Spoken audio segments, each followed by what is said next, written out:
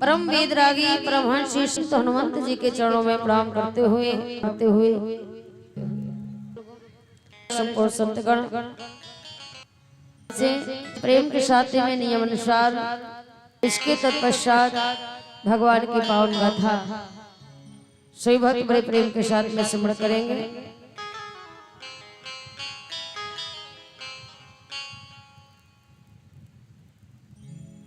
बोले गोविंद भगवान के सभी भक्त बड़े प्रेम के साथ बोले रावली गोविंद को बिठाते हुए करते हुए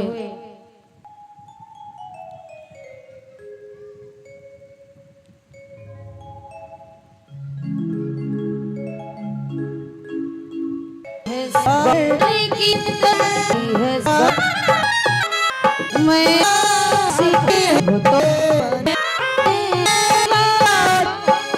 पागल बना हूँ तेरा पागल बना हूँ तेरा पागल बना हूँ तेरा पागल बना हूँ तेरा मेरे यार सावरे जीवन की डोर तुमसे बांधी है सावरे जीवन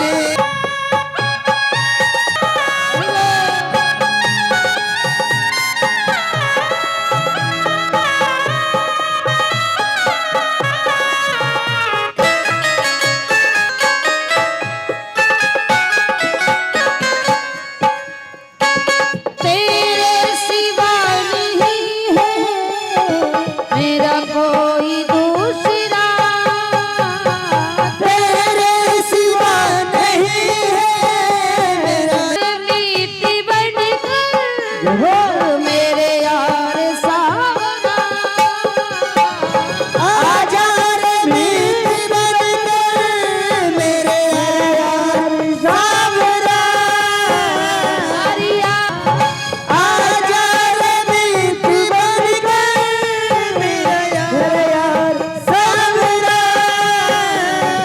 दो कृपा भी मुझ पे कर दो कृपा मुझ पे कर दो कृपा भी मुझ पर कर दो कृपा मुझ पे एक बार और तुमसे बांधे है सावरे जीवन की डोर तुमसे बांधे है सावरे दर्शन की भीख देना नैना है बाबरे जीवन की भीख देना सावरे जीवन हो जीवन की डोर तुमसे बांधी है सावरे जीवन की डोर तुमसे बांधी है सावरे जीवन तुमसे बांधी सावरे दर्शन की भीख दे दो नैना है बावरे जीवन की डोर तुमसे बांधी है शाम रे।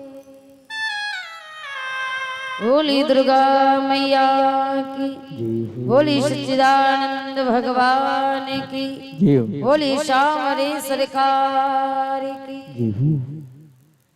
तो महाराज आज आपके पावन ग्राम पावन नगर पावन स्थान माँ भवानी दुर्गा के सानिध्य में भगवान की अमृतमयी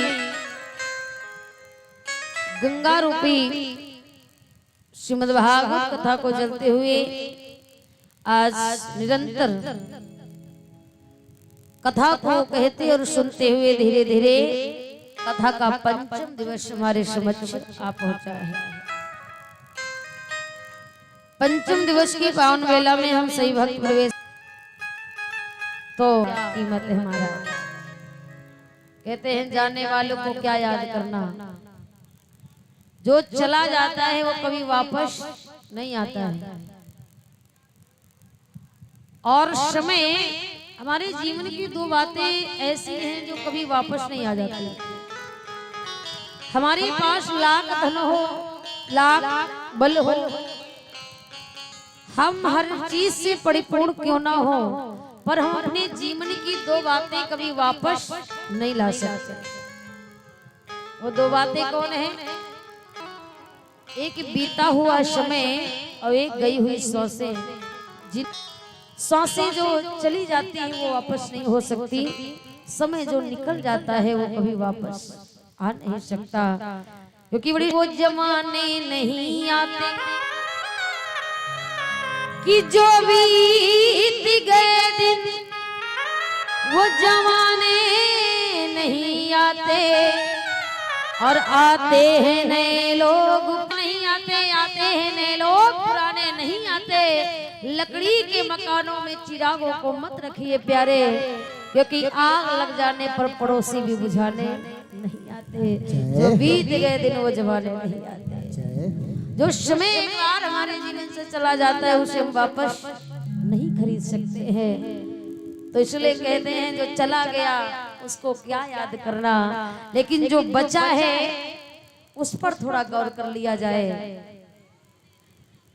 कहते हैं समय की गति को जो भी जाने वही बड़ा इंसान रे भैया, समय बड़ा बलवान रे भैया।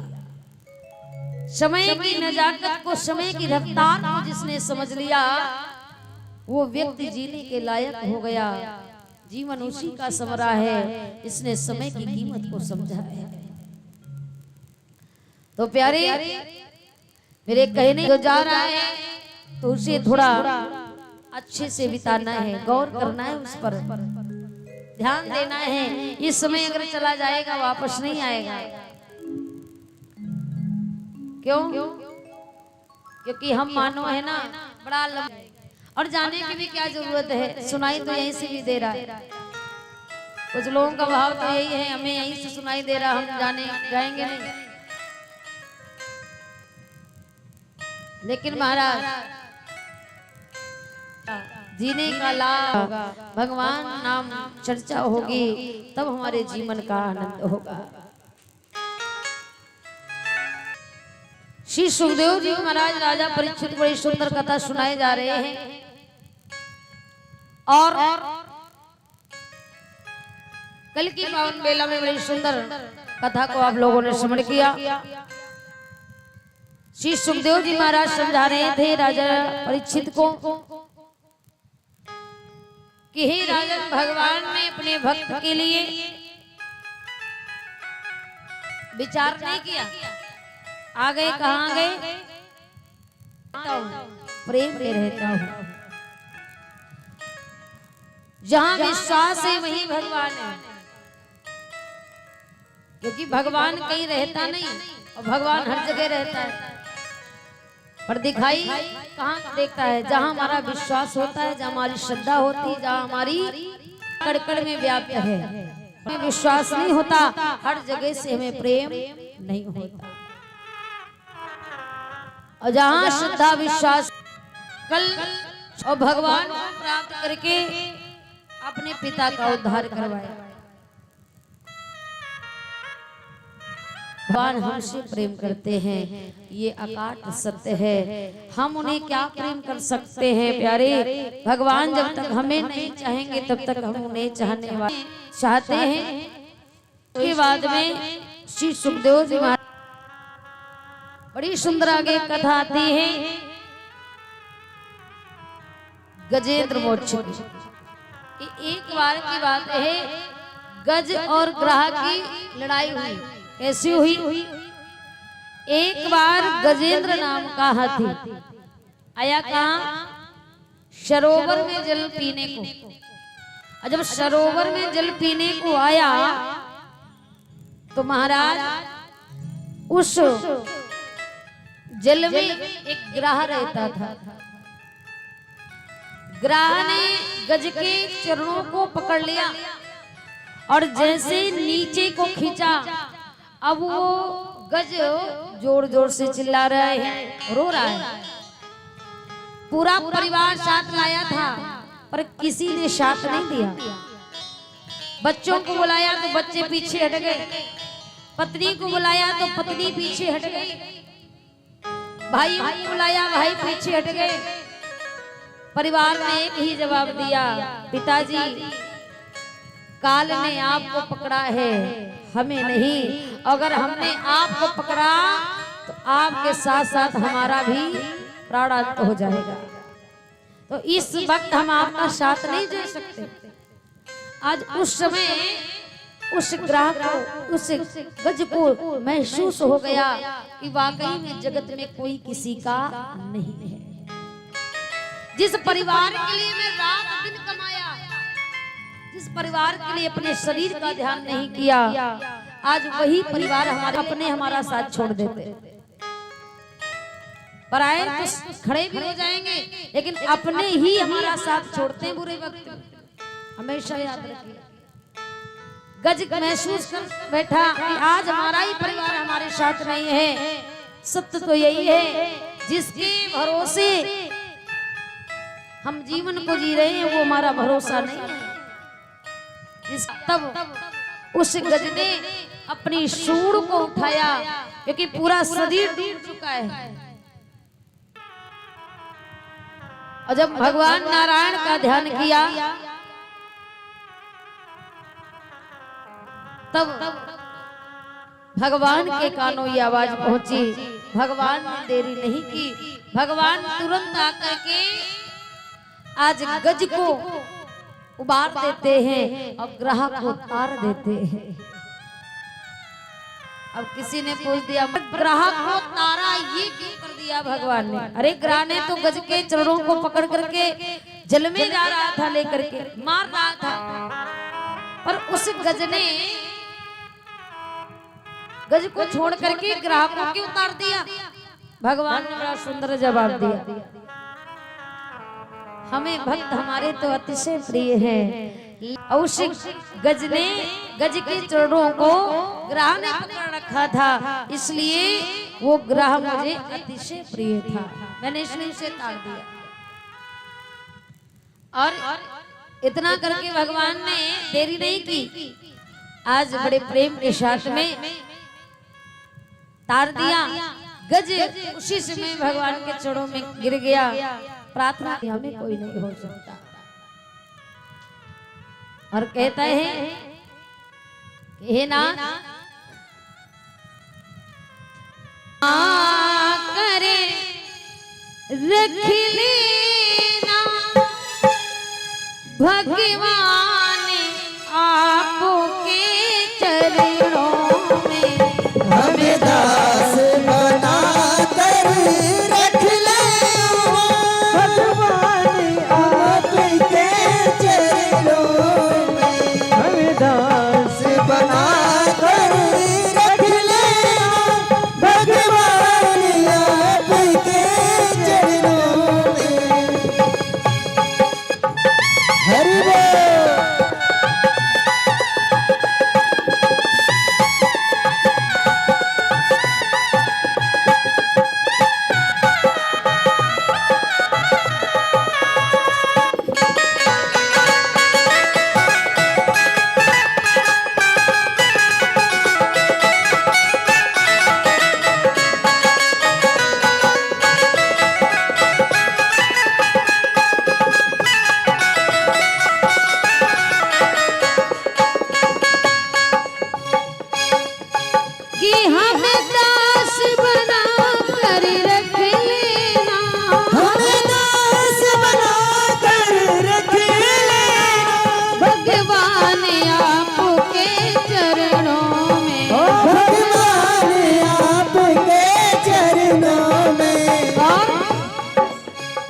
मुझे जाकर समझ कर रख लेना, मुझे जाकर समझ कर रख लेना भगवान तू अपने चरणों में, भगवान तू अपने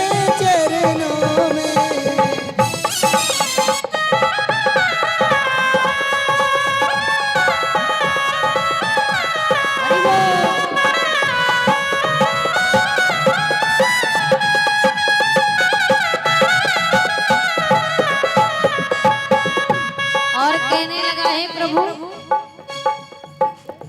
कि जब अधम से अधम को तारा है, जब अधम से अधम को तारा है, जब अधम से अधम को तारा है, जब अधम से अधम से तारा है, उसमें भी नाम हमारा है, उसमें भी नाम हमारा है।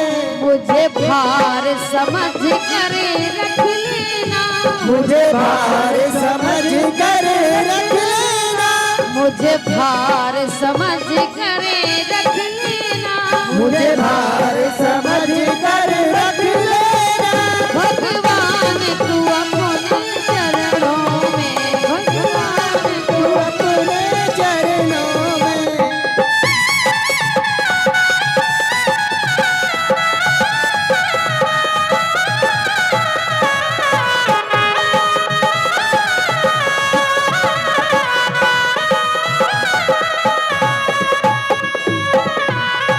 हरि बोल।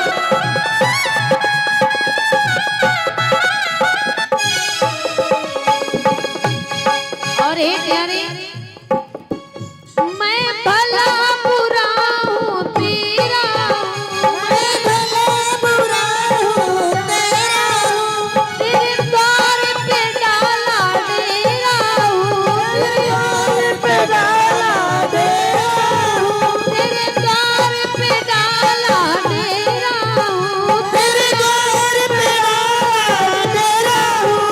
और कि मुझे नौकर बना कर रख लेना, मुझे नौकर बना कर रख लेना, मुझे चाकर बना कर रख लेना, मुझे चाकर बना कर रख लेना।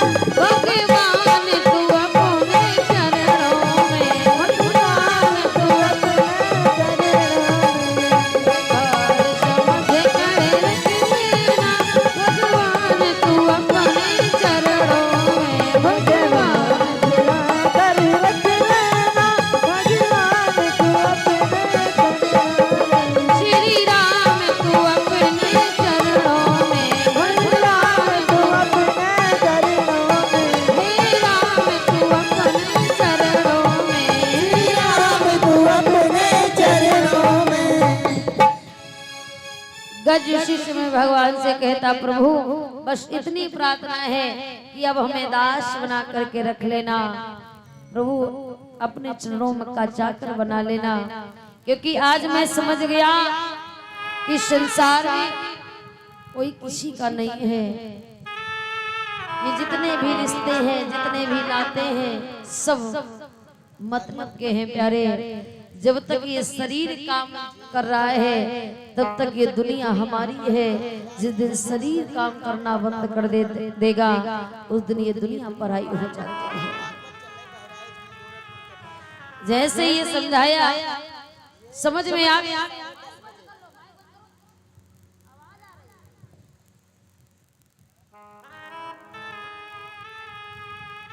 ये दुनिया पराई हो जाती है महाराज। और जैसे इतना समझाया, पल पल के लिए आज गज भगवान का दास बन गया। और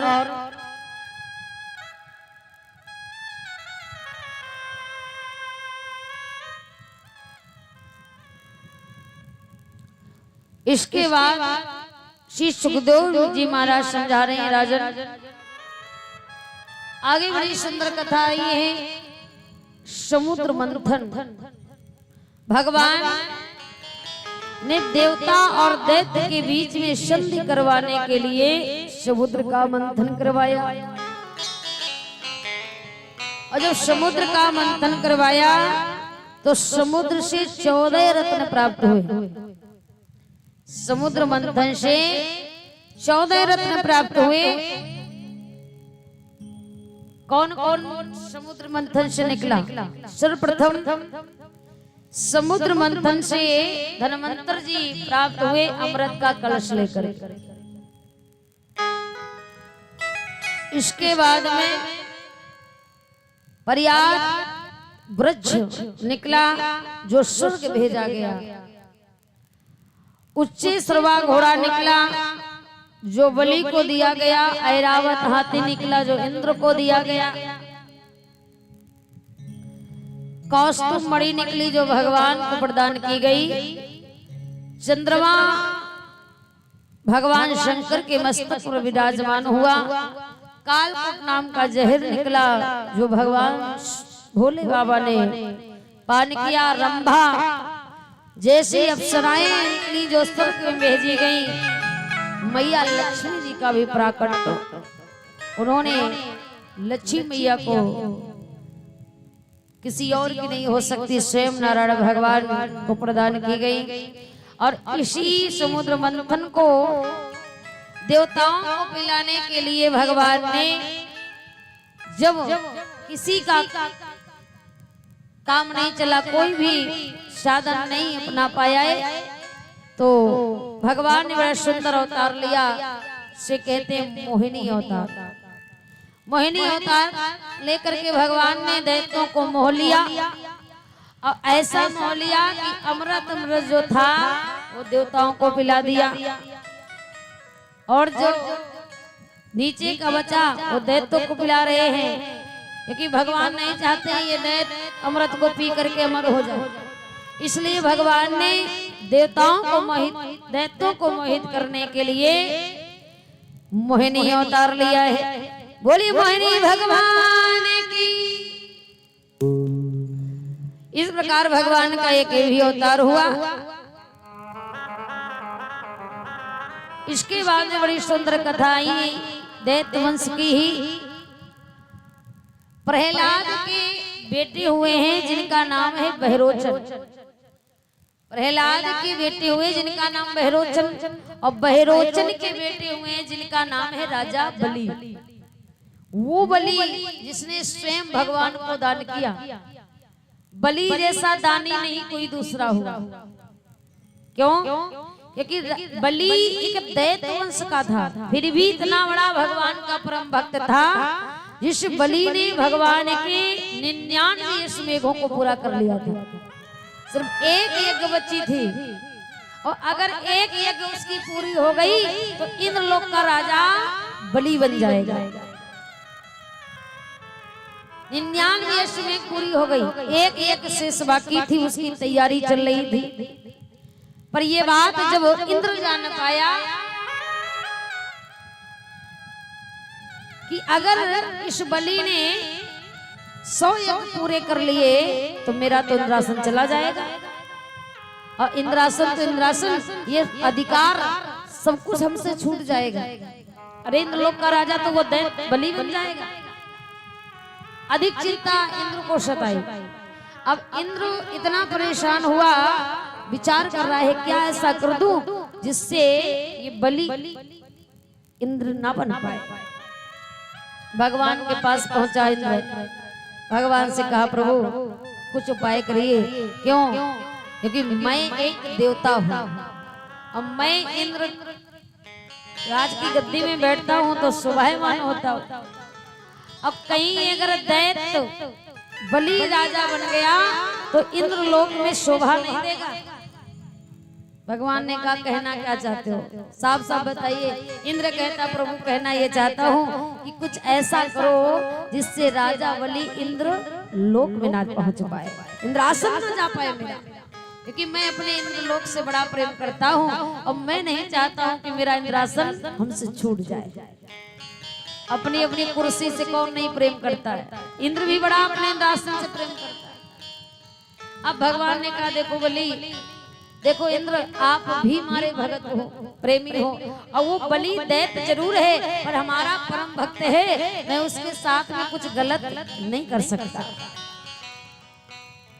हाँ उपाय करूंगा, प्रयास करूंगा कि वो किसी भी भांति से इंद्रलोक का राजा न बन पाए, लेकिन उसके साथ कुछ अनुचित नहीं कर सकता। इंद्र कहता कुछ भी करिए प्यारे, पर कुछ ऐसा करके हमारे इंद्रलोक को बचा लो। भगवान ने कहा जरूर। अब भगवान विचार कर रहे हैं क्या करूं, वाकई में अगर इसका एक यज्ञ और पूरा हो गया तो ये इंद्रलोक का राजा बन जाएगा, इससे कोई नहीं रोक सकता, ये पद भी प्राप्त हो जाएगा। इसे रोका कैसे जाए?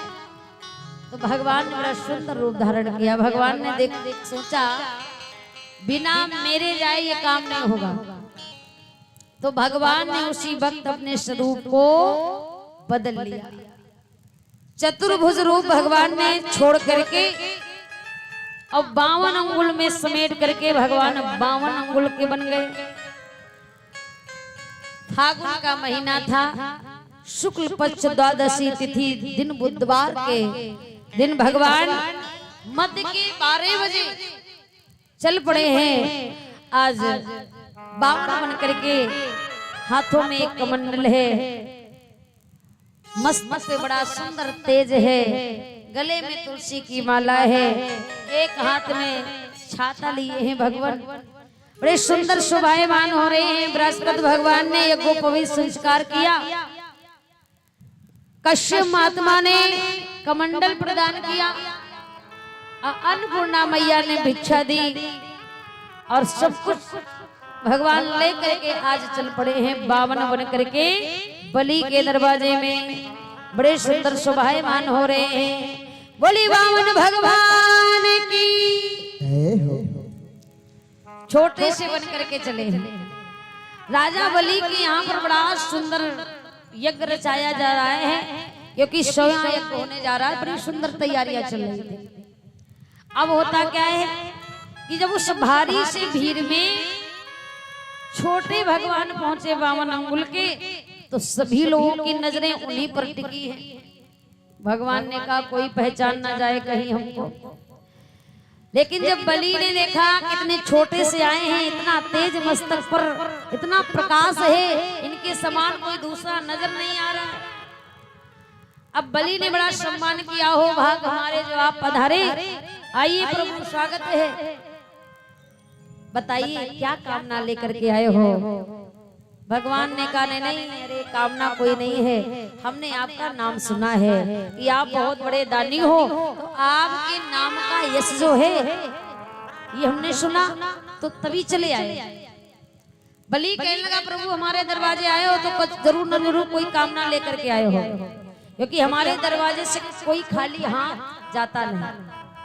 अब आप इतने सुंदर अवसर में आए हो तो आप भी कुछ मांग लो। भगवान ने कहा मैं संतोषी ब्राह्मण हूँ, कुछ मांगने की चाहत से नहीं जाता कहीं, अब मांगने की अपेक्षा से आया भी नहीं। बलि कहने लगे नहीं महाराज, मेरा कर्तव्य है, मेरे दरवाजे से कोई खाली जा ना पाए, मेरा धर्म चला जाएगा, और मैं अपने धर्म से बड़ा प्रेम करता हूँ, हमसे कुछ मांग लीजिए।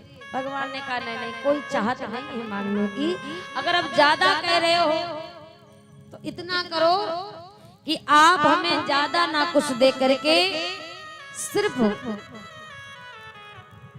मैं मांगूंगा, लेकिन मांगने से पहले हम ये चाहते हैं कि हम किसी से ऐसे तो मांगते नहीं हैं, और मांग रहे हैं, अगर आपने नहीं दिया तो हमारा जो जवान है वो खाली हो जाएगा, हमारी बात झूठी हो जाएगी, फिर क्या होगा। इसलिए ऐसा करो, मांगने से पहले 3 बार आप संकल्प कर लो, संकल्प कर लोगे तो मांगे मांग लेंगे। बलि कहने लगा इतना ऐसा क्या मांगने वाले हो जो संकल्प करा रहे हो। 52 भगवान ने ना कहा कोई बात नहीं, कोई ज्यादा नहीं मांगूंगा, लेकिन मैं नहीं चाहता हूं कि हमारे जो वचन है वो झूठा हो जाए, तो आप संकल्प पहले कर लो। और जब संकल्प का नंबर आया तब बलि का गुरु है कौन? शुक्राचार्य। शुक्राचार्य जी ने जब देखा कि मेरा शिष्य इतना परम ज्ञानी, इतना दानी, आज तक किसी को खाली हाथ जाने नहीं दिया, और ये 52 अंगुल के आज बन करके आए हैं और संकल्प की बात कर रहे हैं, आखिर ये कौन है। और जब शुक्राचार्य जी ने ध्यान दिया, जैसे ही अपने नेत्रों से देखा, प्रकाश डाला, तो शुक्राचार्य जी समझ गए ये 52 अंगुल के कोई साधारण पुरुष नहीं है, ये तो साक्षात सच्चिदानंद भगवान। अब शुक्राचार्य ने बुलाया बलि को और समझाया, देख बलि तू मेरा शिष्य है, हमें चिंता ज्यादा है, तो ऐसा कर इनके हाथ पर जोड़ लो और कुछ दे करके सीधे इनको यहाँ से विदा कर दो। क्यों? क्योंकि अगर इन्होंने संकल्प करा लिया तो तू दे नहीं पाएगा। अब 1 ही मिनट लगेगा, 1 ही बार में तुम्हें सब कुछ लूट करके चले जाएगा। इनको तुम कुछ देने लायक नहीं हो। बलि ने कहा क्यों, ये कौन है? शुक्राचार्य जी ने कहा ये तो वही है जिनका जगत रचाया है, हमारी क्या औकात है, मैंने कुछ दे पाएंगे? अरे आए हैं, प्रणाम कर लो, धीरे से विदा कर दो। बलि जब जान पाया कि ये भगवान आए हैं हमारे दरवाजे 52 बन करके, तो बलि अपार प्रसन्न हो गया और गुरु जी से कहता, नहीं गुरुदेव, वैसे तो मैं इन्हें जाने भी देता, लेकिन अब मैं जान गया हूँ कि ये भगवान हैं, तो अब इन्हें बिना दिए मैं खाली हाथ जाने नहीं दूंगा। अरे मेरा परम सौभाग्य है जो हमारे घर भगवान मांगने आए, ये सौभाग्य में नहीं जाने दूंगा। शुक्राचार्य जी ने बहुत समझाया, बलि नहीं माना, और जब नहीं माना भगवान ने कहा बलि जल्दी करो, समय कम है, संकल्प कर लो। और जैसे संकल्प करने के लिए बलि आगे बढ़ा, कमंडल से जैसे जल निकालना चाहा तो जल ही नहीं निकल रहा है। क्यों नहीं निकल रहा है? क्योंकि शुक्राचार्य जी ने सोचा ये नादान बालक है, इसे मालूम नहीं है कि अभी ये लुट जाएगा और ये ऐसे नहीं मानेगा, तो फिर क्या किया जाए, एक कोशिश और की जाए। शुक्राचार्य जी छोटे बन करके टोटी में बैठ गए, सोच रहे हैं ना जल निकलेगा ना संकल्प होगा, और अगर संकल्प नहीं हुआ तो हमारा जो शिष्य है वो लुटने से बच जाएगा। और जैसे टोटी से जल निकाला, निकल नहीं रहा। बलि ने कहा पता नहीं, अभी तो सब ठीक था प्रभु, अचानक क्या हो गया? भगवान ने कहा हमें पता है क्या हुआ है। भगवान ने एक तिनका उठाया और जैसे टोटी में डाला, शुक्राचार्य जी की बाई खत्म हो गई। भड़बड़ा करके बाहर निकले, नेत्र से रक्त बह रहा है। अब शुक्राचार्य जी को क्रोध आया, बलि तेरे चक्कर में हमारा एक नेत्र चला गया। भगवान ने कहा तो क्या जरूरत थी बीच में आने? जहाँ दो लोग बातें कर रहे हैं वहाँ तीसरे को बोलने की जरूरत नहीं है। और नहीं मानोगे तो यही होगा। अब अभी भी तसल्ली ना हो तो एक बार और आओ, एक बची वो भी गई। शुक्राचार्य जी खिसिया गए, नहीं अब हम आप दोनों के चक्कर में नहीं पड़ूंगा। उसी समय बलि ने कहा प्रभु अब करिएगा, संकल्प क्या मांगना चाहते हो? भगवान ने संकल्प करवाने के बाद मांगा। बलि ने कहा प्रभु आप मांगिए, दिल खोल करके मांगिए, क्या चाहिए? भगवान ने कहा बलि कुछ नहीं, बस इतना करो कि 3 कदम पृथ्वी हमें दे दो। 3 कदम, सिर्फ 3 कदम।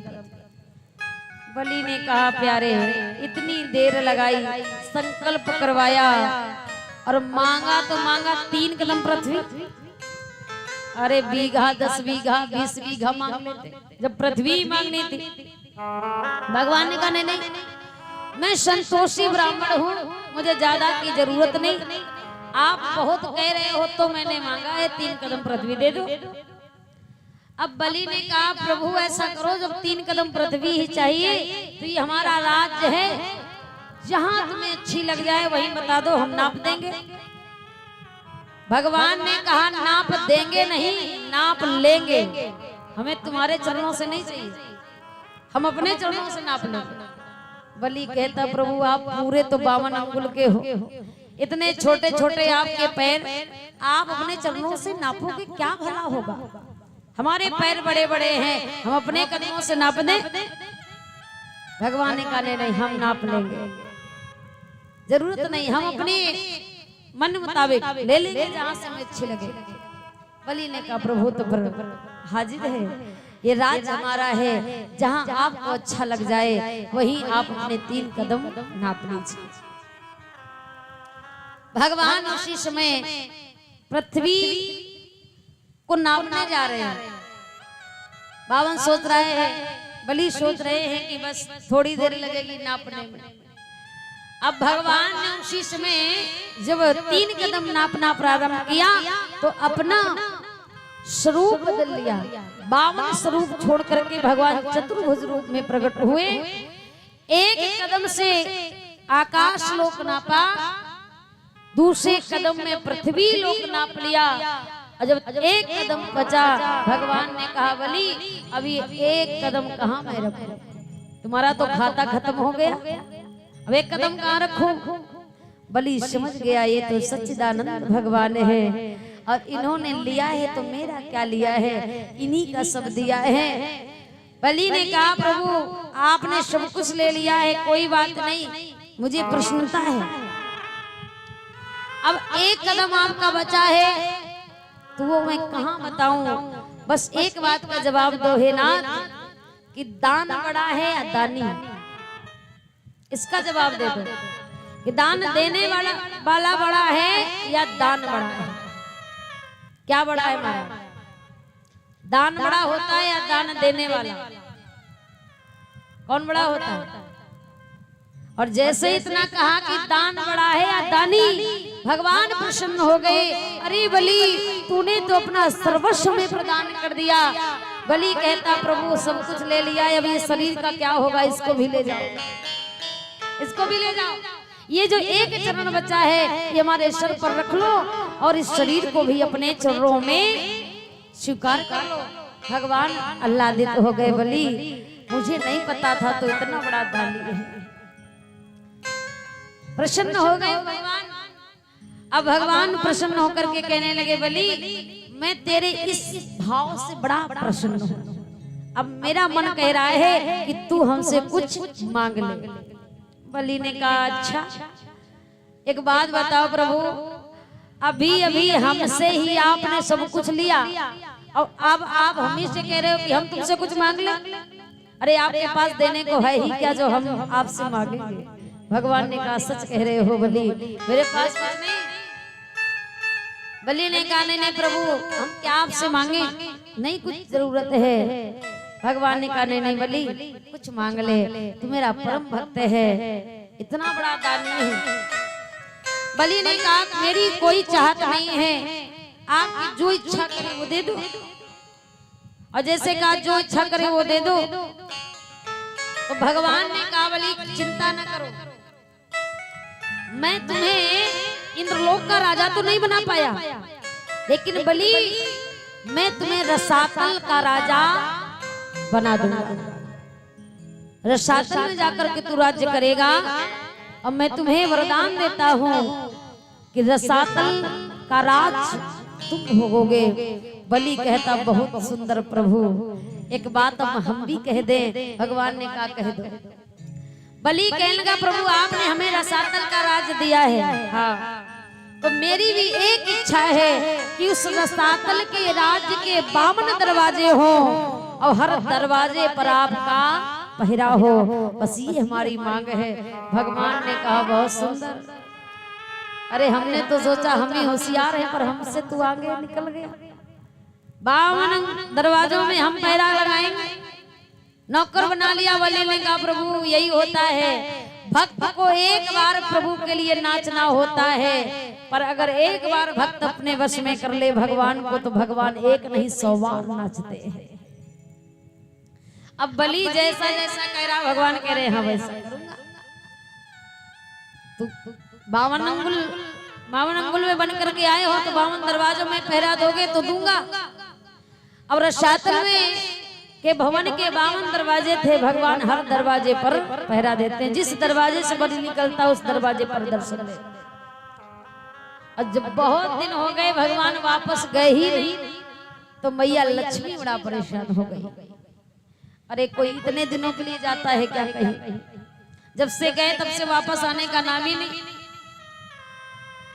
और जब नारद जी ने ये दृश्य देखा, नारद जी देख करके प्रसन्न हो गए। वाह रे वाह प्रभु, दुनिया को तुम फंसाते हो पर आज बलि ने तुम्हें बढ़िया फंसाया है, बढ़िया नौकरी दी है, लगे रहो। और जब तक ये बलि छुट्टी नहीं देगा तब तक तुम जाने वाले नहीं।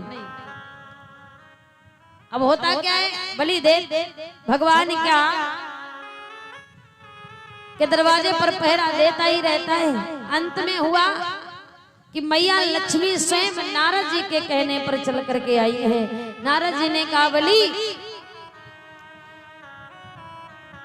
नारद जी ने कहा मैया ऐसे वो प्रभु नहीं आएंगे। फिर कैसे आएंगे, तुम्हें स्वयं उन्हें लेने जाना पड़ेगा, क्योंकि आप लेने जाओगे नहीं तो वो आएंगे नहीं। वो बलि इतनी जल्दी छुट्टी देने वाला है नहीं, तो तुम खुद जाओ। मैया लक्ष्मी ने कहा प्रभु कब जाऊं, किस समय जाऊं। नारद जी ने कहा बड़ा सुंदर मौका है, रक्षाबंधन के समय में तुम जाइए। अब बलि के कोई बहन नहीं है, जाकर के जब बलि की कलाई में रक्षा सूत्र बांध होगी तो बलि प्रसन्न होगा। अब प्रसन्न होकर के जरूर कुछ कहेगा कि कुछ मांग लो, तो कुछ और ना मांगना। मैया लक्ष्मी समझ गई जरूर। समय आया जब सुंदर, तो उसी दिन मैया सुंदर शरीर को आभूषणों से सुसज्जित किया और बढ़िया सुंदर प्यारी सी थाली सजा करके रक्षा सूत्र लिया, रोचना बना करके तिलक बना करके मैया चली है। और जैसे बावन के दरवाजे, जैसे बलि के दरवाजे में पहुंची तो क्या देखा, हर दरवाजे पर भगवान खड़े। मैया ने कहा यही नौकरी मिली है तभी वापस जाने का मन नहीं। बढ़िया, कोई चिंता ही नहीं, फिक्र नहीं है जाने। अब मैया को क्रोध तो बहुत आया, पर कह रही यहाँ नहीं, तुम्हें घर ही में बताएंगे चल के। ऐसा कोई करता है। और मैया लक्ष्मी जैसे ही आंगन में बैठे बलि के पास में पहुंची, अब भैया कह करके संबोधन किया, तो आज बलि इतना प्रसन्न हुआ कि ये नहीं पूछा कि तुम कौन हो, कहां से आई हो, कुछ नहीं। खुशी का ठिकाना नहीं रहा बलि की। सोनी कलाई में जब रक्षा सूत्र बांधा बलि अतिशय प्रसन्न हो गया।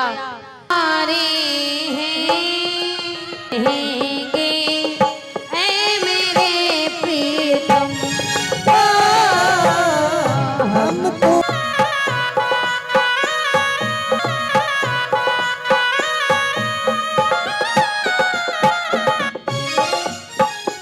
और कहने लगी मीत हमारा, कोई न मीत हमारा, तुम्हें छोड़े नंद दुलारे, कोई न मीत हमारा, तुम्हें छोड़ एक बार तू, एक बार तो हंस के कह दे, मैं तेरा मैं तेरा, तू मेरा मैं तेरा, तू मेरा मैं तेरा।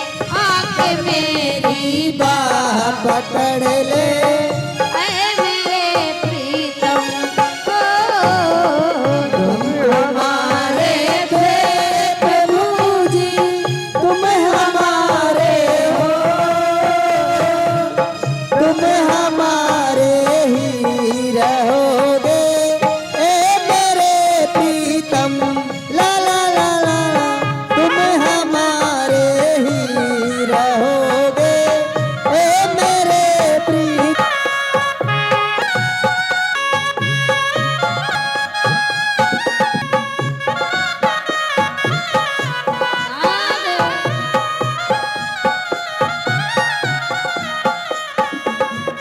सब तुमसे ना, तुमसे ना बना ले मेरा, हृदय से रे प्रीतम, तुम हमारे। ए मेरे मेरे प्रीतम, ऐ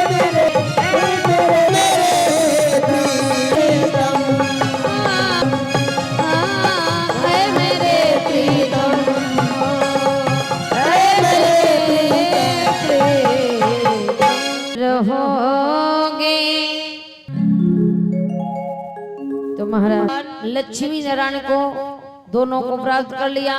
बोली लक्ष्मी नारायण भगवान की। जय हो। इस भक्त प्रवेश करेंगे। मर्यादा पुरुषोत्तम बन करके आए। गुरुदेव राम जी का अवतार कैसे हुआ, भगवान राम क्यों आए, क्या कारण था, कैसे आए, कहाँ आए, कृपा करके ये सुंदर कथा हमें श्रवण कराइए। तब श्री सुखदेव किस युग में आए हैं? भगवान राम जी कौन से युग में आए? त्रेता युग में आए। कौन से युग में आए? त्रेता युग में आए। कहाँ आए? कहाँ पर राम जी आए हैं? अयोध्या नगर। किसके घर? जी के खटवांग, दीर्घबाहु जी के खटवांग। वो खटवांग हुए जिन्होंने 2 घड़ी में भगवान को प्राप्त कर लिया। एक खटवांग ही ऐसे हुए राम जी के वंश में जिन्होंने 2 घड़ी शेष बाकी रह गई थी मरने की। अब पता चल गया था कि 2 घड़ी बाकी हैं और 2 ही घड़ी में अब दशरथ के यहाँ भगवान आए हैं। अब दशरथ के यहाँ भगवान आए हैं। कैसे? राजा दशरथ एक बार सताई के बाबा, राजा दशरथ एक बार सताई के बाबा लिख रहे हैं कि एक बारे भूपत मन माही, एक बार भूपत मन माही, मोरे सुत नाही, गया चरण लाग गए, विकल विशाला चरण धरहु धीरे हुई मैं सुत चाही, चरण धीरे हुई है सुख चार, भगत हुई सुख चार, त्रिभुवन भगत जगत बहारी। राजा दशरथ को बुलाने जीवन में का धीरे धीरे चौथा खड़ा हो गए। गुरु जी के पास आए, त्रिकालज्ञ ज्ञानी है। और जब वशिष्ठ जी के पास आकर के अपनी विरह वेदना सुनाई, गुरुदेव कृपा करो, अरे मेरे जीवन में कोई संतान नहीं, क्या करना चाहिए? तो गुरु जी ने कहा चिंता ना करो,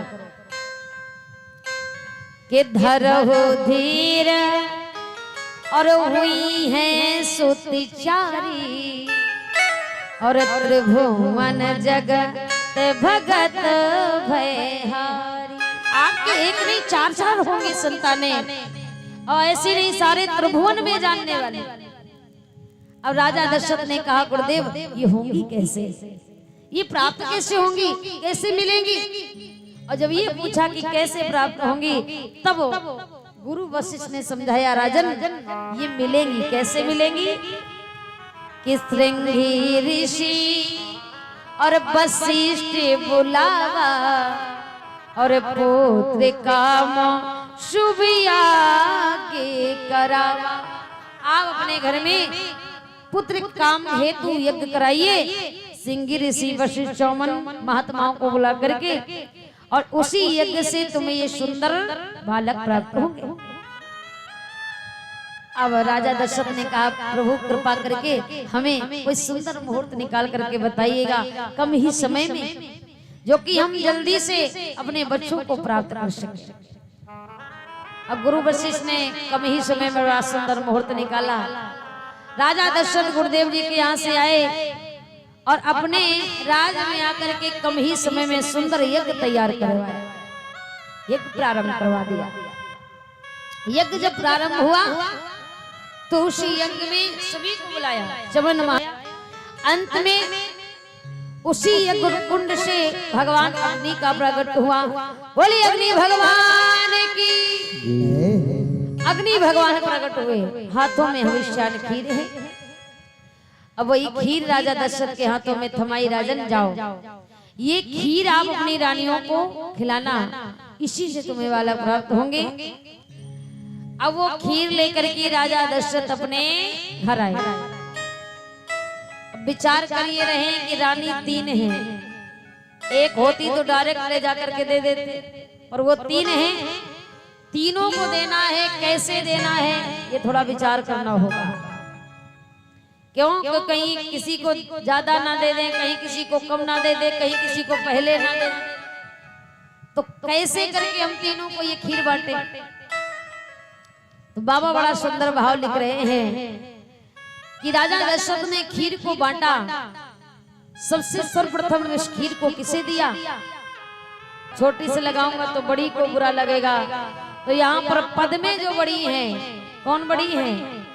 रानी कौशल्या बड़ी है।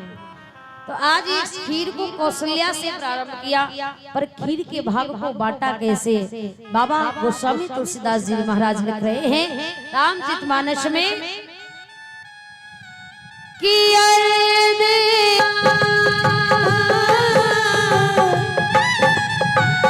उभय भागे आधे। राम सिया राम जय जय राम।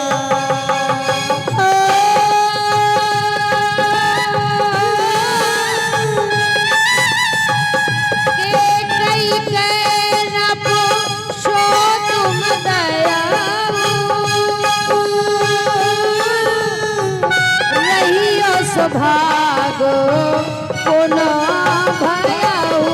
राम सिया राम जय जय राम। राम सिया राम जय जय राम। राम सिया राम जय जय राम। राम सिया राम जय जय राम। भगवान के लिए आज वो खीर बांटी गई। प्रभु का नाम लेकर के राजा दशरथ ने खीर को बांटा। अर्ध भाग्य कौशल्य दीना और उभय भाग आधे कर लीना।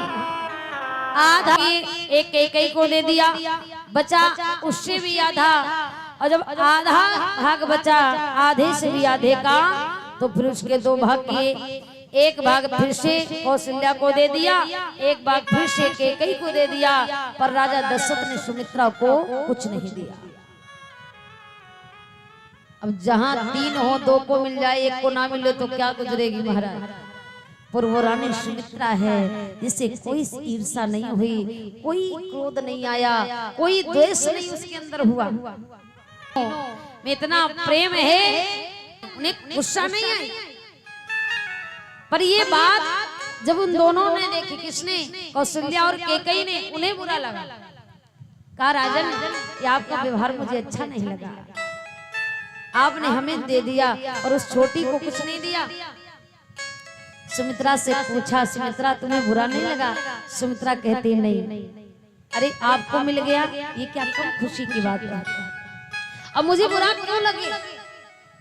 सुमित्रा ने बड़ी सुंदर बात कही महाराज कि अगर ये खीर, क्योंकि महाराज जो है वो हमारा होकर के भी दूर चला जाता है, शायद हमारी किस्मत में ना है। और जैसे इतना कहा तो आज दोनों रानियों ने एक एक भाग अपने हाथों से उठाया और रानी, ये क्या है? ये परंधेर नहीं है, देर हो सकती है। और धीरज धारण किया, इसलिए सुमित्रा से दो भाग हुए। धीरज को धारण कर लिया, लड़ी नहीं, झगड़ी नहीं। और यही भाव हमारा भी होना चाहिए महाराज, धीरज रखना चाहिए। कोई हमें कुछ कह रहा है ना, तो उसका बदला आप नहीं, भगवान लेंगे।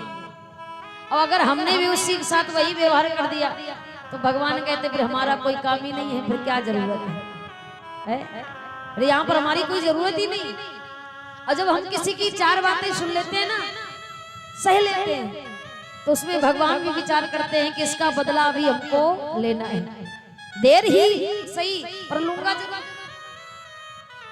तो सुमित्रा के दो भाग हुए। अब उसी भांति आज तीनों रानियों ने और शहीद शवन शुभ आए। और जिस दिन से भगवान गर्भ में आए हैं, सकल लोक शुभ मंगल छाए। सारे जगत में अपने आप मंगल होने लगा। गंगा जमुना सरस्वती जैसी नदियां लहला रही हैं। क्यों? भगवान आने वाले हैं, बाग बगीचे हरियाली कर रहे हैं। नहीं होगा। भगवान राम के आने का कारण कौन था? कौन कौन कारण है? कोई कुछ कह रहा है और कोई तो यही समझ नहीं आते।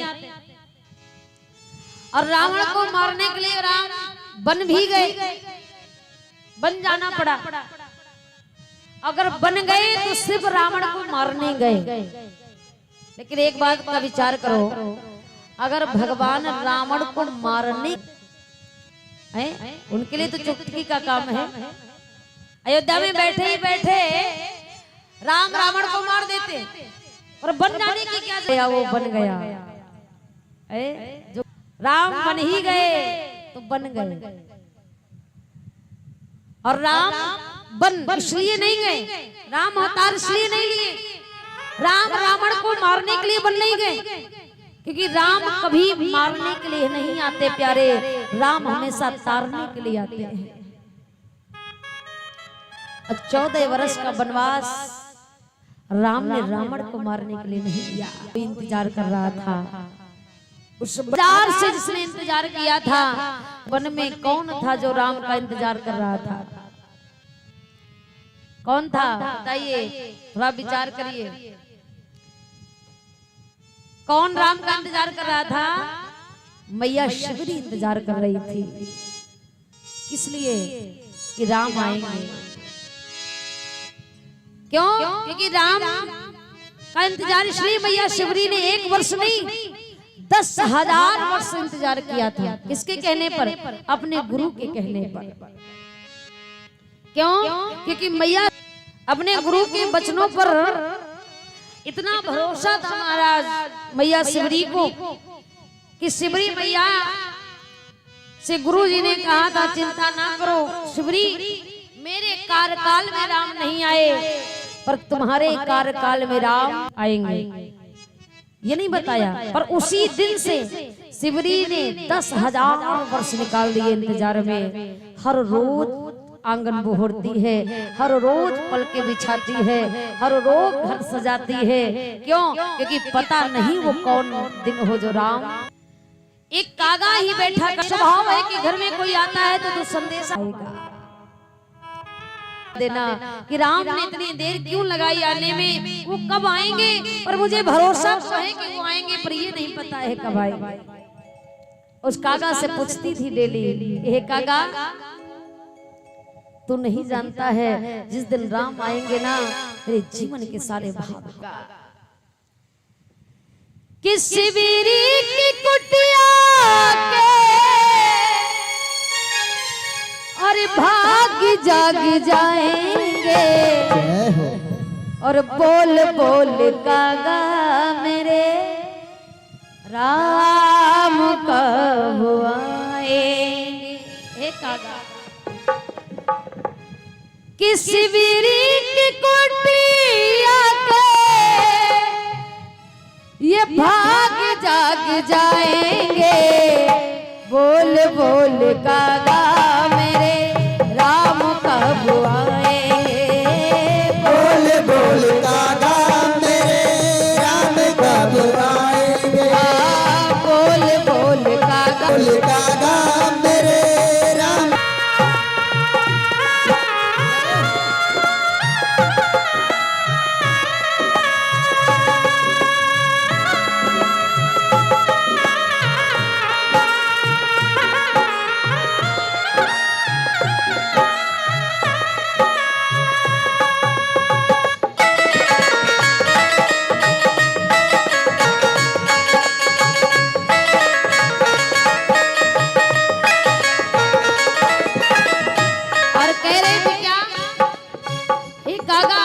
कहाँ देर है, आए नहीं राम जी, लगाई वहाँ देर है। चुने चुन के रखे मैंने उनके लिए बेर है। चुन चुन के रखे मैंने उनके लिए बेर। प्रभु राम अब आएंगे। बोल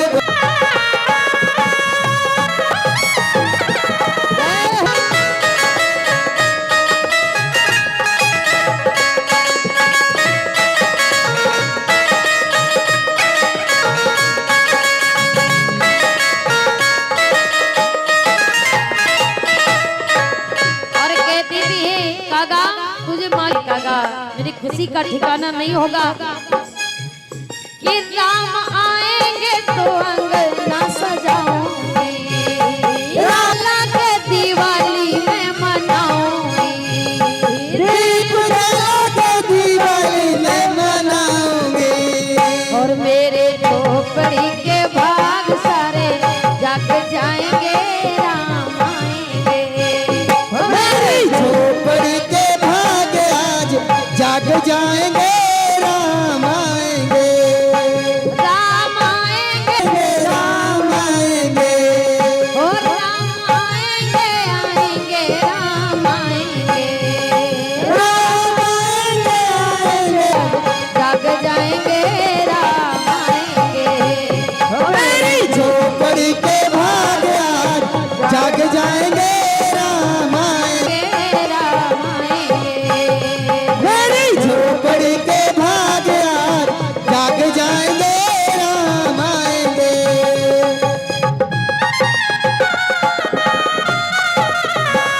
अरे वाह!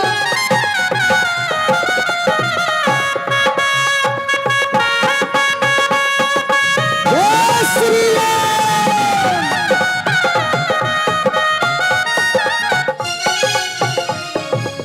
कि राम आएंगे तो पलकें बिछाऊंगी, राम आएंगे तो पलके बिछाऊंगी, और दीप जला के दिवाली में मनाऊंगी, दीप जला के दिवाली में मनाऊंगी, मेरे खुशियों के भागर खुल जाएंगे, राम आएंगे, मेरी खुशियों के भाग आज भागर जग जाएंगे, राम राम आएंगे, मेरी झोपड़ी के भाग आज जाग जाएंगे, राम आएंगे, मेरी झोपड़ी के भाग आज जाग जाएंगे, राम आएंगे।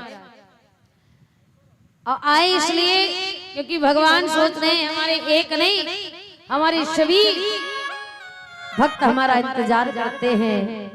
भगवान संसार के सृजन पालन करने के लिए आते हैं। अब भगवान जैसे समय पूरा हुआ, घर में भगवान विचार कर रहे हैं जाऊं किस समय, क्यों इधर उधर के समय में जाऊंगा तो ये जगत के लोग हमें आराम से आए हैं। बड़ी सुंदर तिथि है, बड़ा सुंदर दिन है, महीना बड़ा प्यारा है और मुहूर्त बड़ा सुंदर है। भगवान उसी समय विचार कर रहे हैं कि ना मैं अपने घर में विश्राम, उसी समय विचार बनाए हैं। भगवान आए हैं किस समय कि माध दिवस अति शीते न घामा और और नौमी तिथि मधुमास पुनीता जिद हरि प्रीता।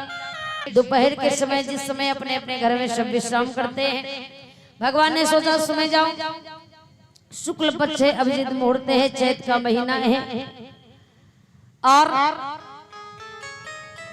हमारे बड़ी सुंदर प्यारा समय भगवान लेकर के नौवीं तिथि के दिन भगवान आज धरा पर अवतार धारण करके आते हैं।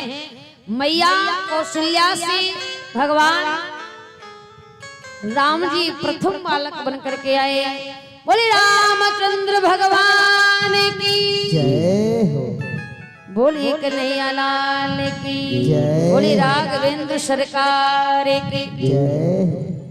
अब राजा दशरथ को जब दासियों ने आकर के बताया कि भगवान राम दिन के फेर न इधर न उधर में दिन के सी कौशल्या से एक लाला आया है। अब राजा दशरथ को खुशी तो बहुत हुई पर विचार खुशी कम हो गई। थोड़ी देर में एक और दासी दौड़ी दौड़ी गई, महाराज के कई से एक लाला आया है। राजा दशरथ फिर प्रसन्न हो गए, लेकिन मन में फिर आया कि ये दो कहाँ रह गए, चार आने वाले थे। तब तक एक दासी दौड़ी दौड़ी जाती है, बताती है राजन भैया सुमित्रा से 2 लाल आए हैं। अब तो राजा दशरथ के खुशी का ठिकाना नहीं रहा, अनंत खुशियां हैं। राजा दशरथ ने कहा नाई में हर कमी पूरी हो गई, हमारे चौथे फन में 4 लाला पधारे हैं, आनंद का कोई ठिकाना नहीं रहा। और उसी समय आज राजा दशरथ के महलों में बधाइयां बज रही हैं। इतना आनंद मनाया गया है कि पता ही नहीं चला कि रात होनी भी है या नहीं, आग गाई जा रही है। तो सभी लोग बधाई गीत गाते हुए भगवान का आने का स्वागत करेंगे। बोले रामचंद्र भगवान की।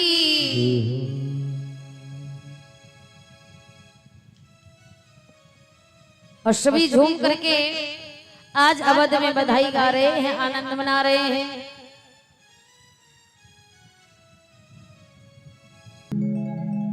कि जन्मे है राम रघुरैया और अवधि में बाजे बधैया। जन्मे है राम रघुरैया अवध में बाजे बधैया। बाजे बधैया राम बाजे बधैया। बाजे बधैया राम बाजे बधैया। बाजे बधैया राम बाजे बधैया। बाजे बधैया राम बाजे बधैया। जन्मे है राम रघुरैया अवध श्री राम।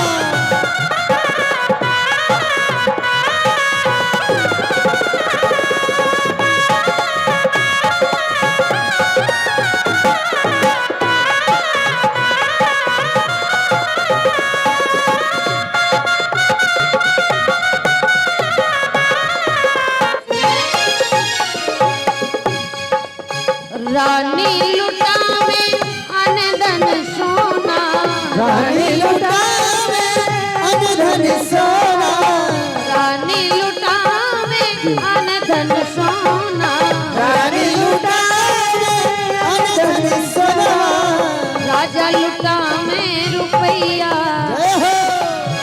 राजा लुटावे रुपैया। अवध में बाजे बधैया। बाजे बधैया। जन्मे है राम रघुरैया। अवध में बाजे बधैया। जन्मे है राम रघुरैया अवध में बाजे बधैया। हरि बोल।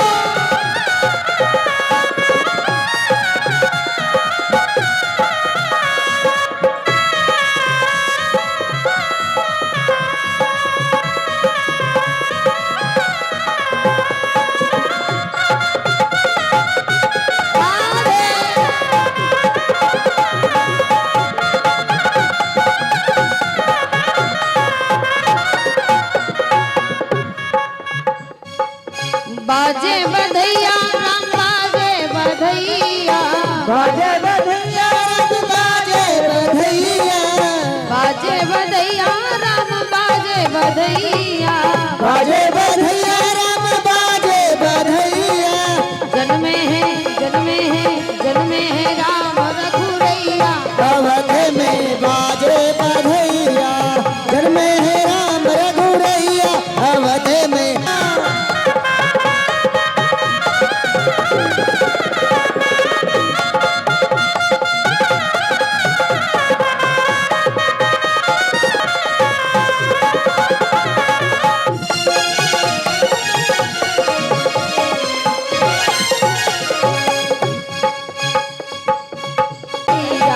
जन्मे है राम रघुरैया अवध में बाजे बधैया।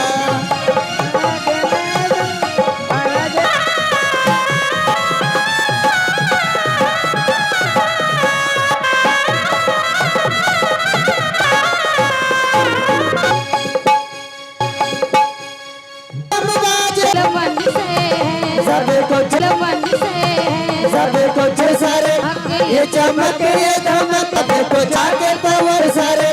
ये चमक ये धमक देखो जाके पवन जुमे से। चमक ये धमक देखो जाके पवन जुमे से। हार तू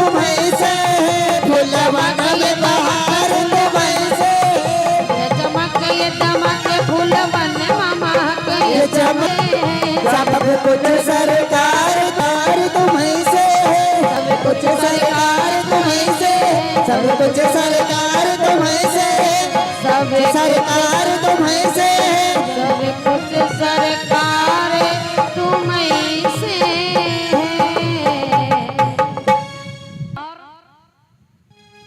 राजा दशरथ ने अपने महलों में इतना आनंद मनाया है, बाबा कहते हैं 1 महीना हो गया। सूर्यदेव कहते हैं कि आनंद खत्म हो तब हम जाएं। अब आनंद कह रहा है कि ये रात हो तब हम बंद हो। तो इस चक्कर में क्या हुआ कि 1 महीना बीत गया, रात हुई बने रहे। आनंद के लोग कह रहे हैं ये जब रात हो तो आनंद बंद किया जाए, बधाइयां बंद की जाए, नाच गाना बंद किया जाए। असुर भगवान बीत गया। चारों भाइयों का नाम स्वयं राजा दशरथ आनंदित होते हैं देख करके। धीरे धीरे महाराज कौशल्या से, कैकेयी से और सुमित्रा से 2 बालक हुए। समय आगे बढ़ा, सभी दर्शन करने भगवान का आते हैं और आ करके चले जाते हैं। और जब समय कुछ आगे बढ़ता है तो क्या होता है कि भगवान विद्या का अध्ययन करने के लिए विद्यालय जाते हैं। जब कुछ बड़े हुए और समय सुंदर जान करके चारों भाइयों का नाम रखा जाता है। राजा दशरथ ने अपना बालक हुए जिनका नाम शत्रु, विद्या का अध्ययन नहीं पास करके आए। क्या पास करके आए? संस्कारों को पढ़ाया। जब विद्या का अध्ययन करके घर में आए तो बड़ी सुंदर सीख लाए। क्या सीख लाए? कि प्रातः काल गुरु नाम माथा, ये सीखा राम जी ने। चारों भाइयों ने बड़ा सुंदर अध्ययन किया। घर में आए तो सर्वप्रथम जब उठते हैं तो अपने माता अपने पिता के दर्शन करते हैं, गुरुदेव को प्रणाम करते हैं। और कहते महाराज वाकई में विद्यालय में सिर्फ डिग्रियां मिलती हैं, संस्कार नहीं प्राप्त हो सकते। हमें प्राप्त होंगे जब हम अच्छे के साथ बैठेंगे। राम जी उन्हें उसी भांति कुछ दिन राम जी आनंद से घर में रहे। जब राम और लखन भरत शत्रुघ्न कुछ बड़े होने लगे तब एक सोचा कि राम अब कुछ लायक हुए हैं, अभी तक जाने से कोई फायदा नहीं था। अब राम जी कुछ लायक हैं तो अब हम उनको दर्शन। विश्वामित्र चले तो राजा दशरथ ने बड़ा सम्मान किया है। हो भाग्य हमारे जो आप पधारे, में आए हो, खुशियों का सारी कमी पूरी हो गई है और जो जिसने मांगा हमने वो उसे दिया है, तो आप भी हमसे कुछ मांग लीजिए। क्या चाहिए आपको? विश्वामित्र कहने लगे मैं कुछ लेने थोड़ी ना आया, अरे मैं तो आपके बच्चों के दर्शन करने की लालसा से आ गया। यहाँ भी खुशी चल रही। विश्वामित्र ने कहा देखो राजन, मैं कुछ मांगता नहीं खुशी से, पर आप ज्यादा बार बार कह रहे हो कि मांग लो मांग लो मांग लो, तो क्या मांगो? क्या कहा? देखो मैं किसी से जल्दी मांगता नहीं, वचन ले लो कि मैं जो मांगूंगा वही दोगे, जो मांगूंगा वही दोगे। विश्वामित्र की बात राजा दशरथ समझ नहीं पाए और जो मांगा वही राजा दशरथ ने कहा मैं दूंगा मैं दूंगा मैं दूंगा। और जैसे त्रिवाचा फिर क्या चाहिए समझाया कि अनुज समेत देऊनी शरबत कर हो शना था, शरबत हो सना था। असुर समूह सतावई मोई, असुर समूह सता नप तोई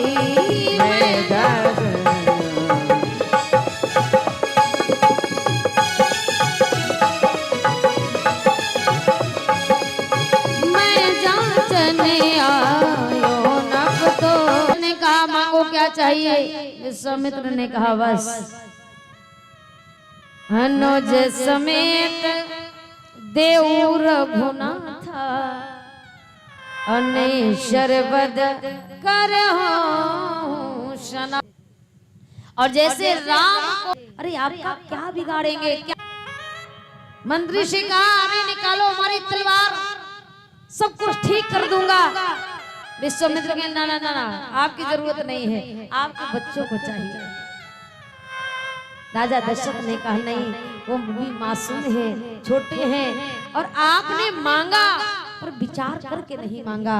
अरे राम कोई मांगने की चीज है, राम हमारे प्राण हैं, हमारी जान है।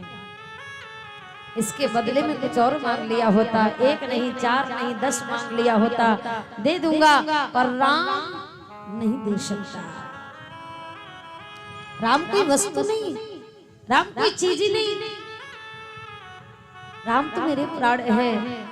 हे मुनिवर, आपसे निवेदन है, कुछ और मांग लो, मेरे राम को छोड़ दो। और जैसे कहा मेरे राम को छोड़ दो, और कुछ मांग लो।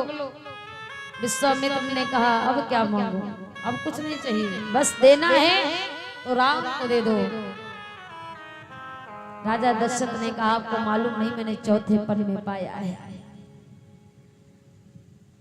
शब सुत मुझे राम को नहीं दे सकता। विश्वामित्र ने कहा पता चल गया, अभी अभी आपने कहा कि जो मांगो वही दूंगा, जो मांगो वही दूंगा। अब मांग लिया तो देने से पीछे हट रहे हो, कैसे वचन है आपके? आप भूल गए कि आपके कुल की एक रीति है। कौन सी रीति है? विश्वामित्र ने कहा राजन, मैंने सुना है कि रघुकुल रीति और सदा चली आई, और प्राण जाए पर वचन न जाए। आपकी कुल में एक रीति है, प्राण क्यों न चले जाए, वचन नहीं जाना चाहिए, और आप तो वचन से पीछे हट रहे हो। कैसा आपका धर्म है? राजा दशरथ को जैसे याद दिलाया, राजा दशरथ कुछ कह नहीं पाए, वचन में बंध गए। उसी समय राम लखन को बुलाया, माताओं को पता चला राम विश्वामित्र के साथ जा रहे हैं, अपार कष्ट हुआ, पर राम जी ने समझाया बस कुछ दिनों के बाद मैं आ जाऊंगा। राजा दशरथ को बड़ी तकलीफ हो रही, पर कुछ कह नहीं पा रहे, क्यों? क्योंकि वचनों से बंधे हैं, कुछ बोल नहीं पा रहे, मजबूरी बस भेज रहे हैं। राम से कहा राम, ये गुरुदेव ही आज के बाद आपके पिता हैं, वापस जल्दी आना, क्योंकि आपके बगैर हमारा जीना मुमकिन नहीं है। राम जी ने कहा पिता वश दूर हो रहे हैं, अपार कष्ट है, राजा दशरथ को सहा नहीं जा रहा है। जब राम लखन विश्वामित्र के पता नहीं तेरे बगैर ये जीवन कहां तक और कब तक चल पाए, क्योंकि तेरे बगैर अब हमसे जिया नहीं जाता है प्यारे। लेकिन जब वचन याद आते हैं तो फिर बेबसी हो जाती है, और रो करके राजा दशरथ राम से कहते हैं राम कि जरा ठहर जाओ, तमन्ना यही है, भर के देखा नहीं है। जरा ठहर जाओ राम, जरा ठहर जाओ राम, तमन्ना यही है, अभी हमने जी भर के देखा नहीं है, अभी हमने जी भर के देखा नहीं है।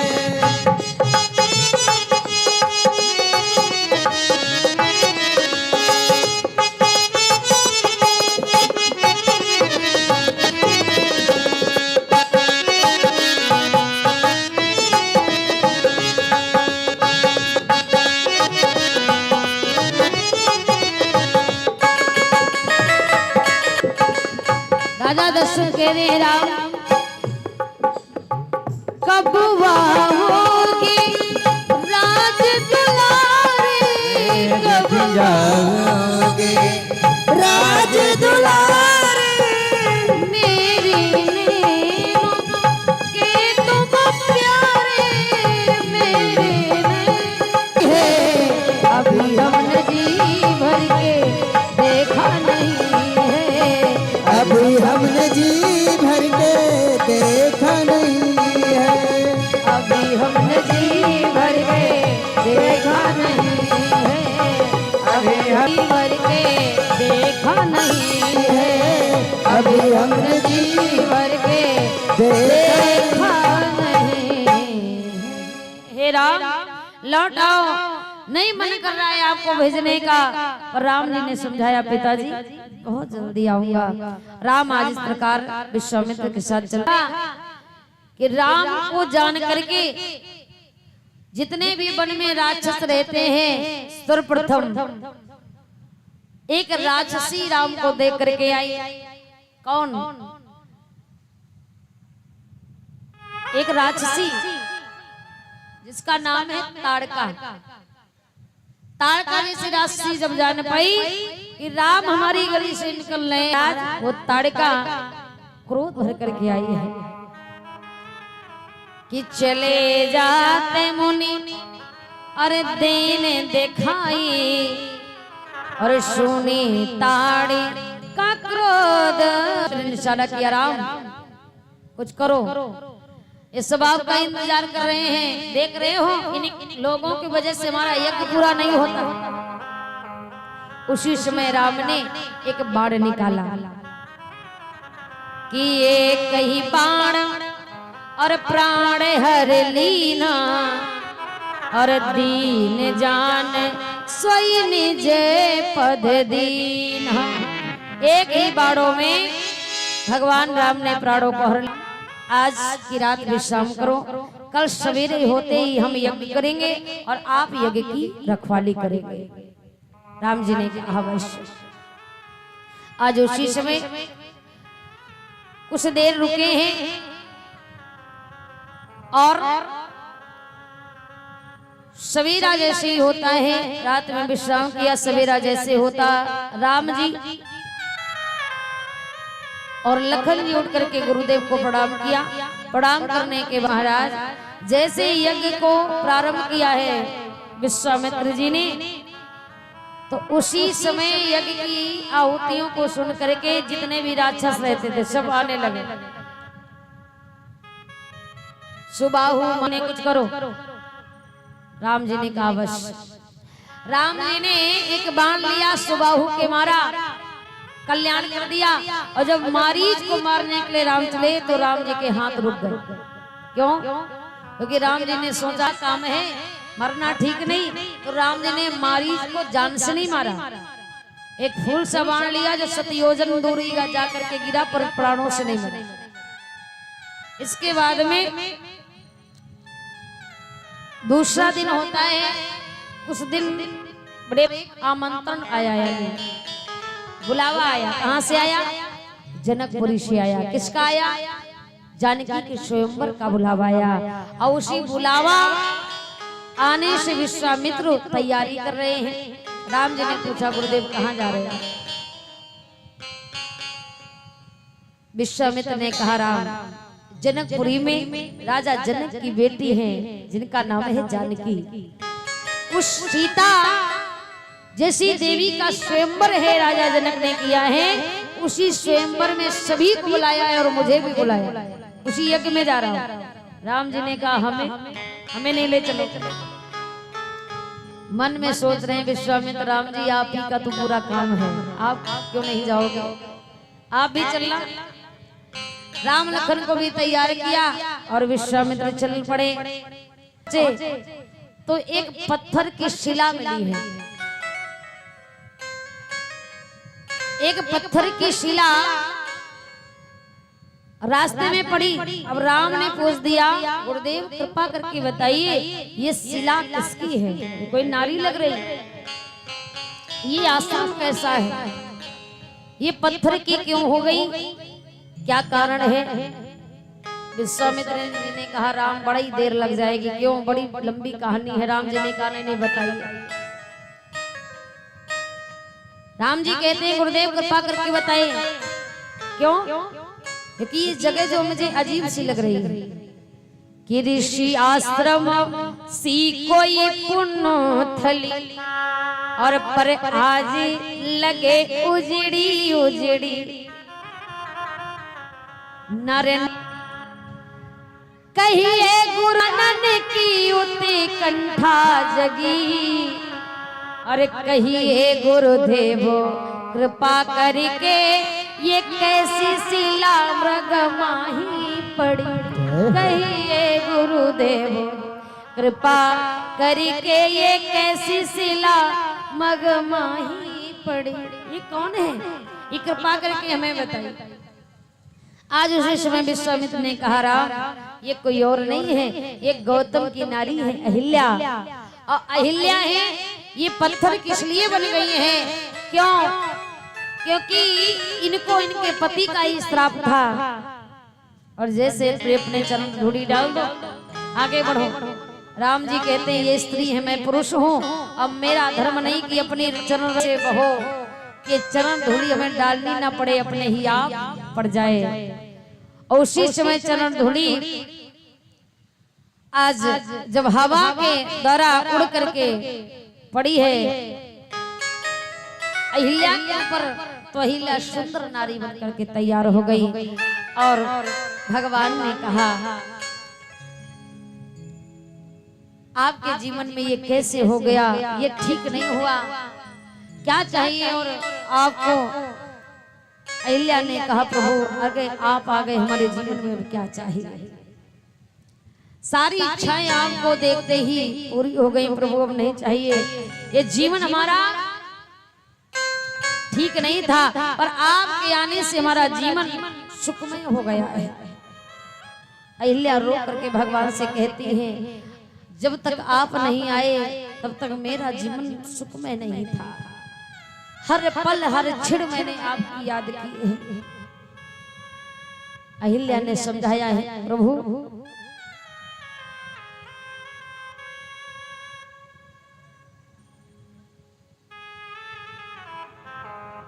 मैं आपको अपने जीवन की बातें क्या बताऊं, बता नहीं सकती।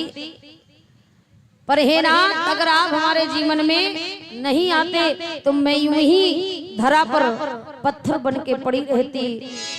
मेरे संसार में मुझे अपना बनाने वाला, अपना कहने वाला कोई नहीं होता। है नाथ आपने आकर के हमारे जीवन को संवार दिया है, आपने आकर के हमारे जीवन को सुंदर बना दिया है। क्यों? क्योंकि मेरा जीवन कैसा था प्रभु मैं कैसे बताऊं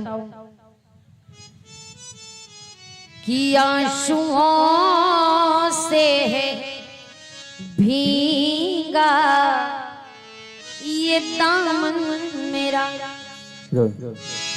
खुशियों के खजाने के मालिक हो तुम। आंसुओं से भीगा ये दामन मेरा,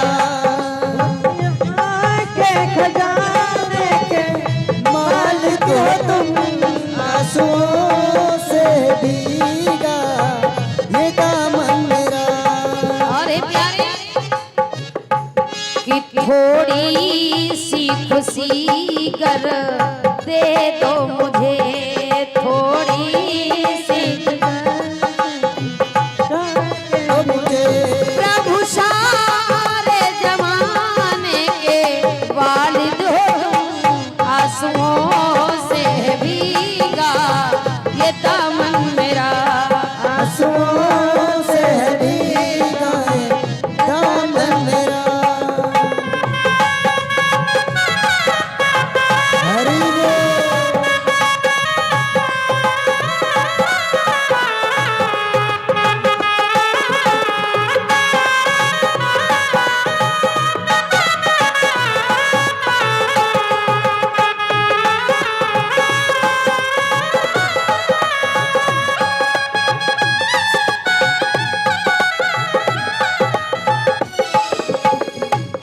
और कहने लगी प्रभु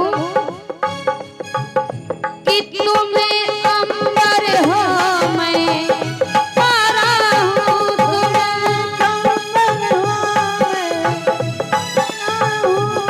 जैसा भी नाथ तुम्हारा हूँ, जैसा भी नाथ मुझे भूखा रहो या भोजन दो।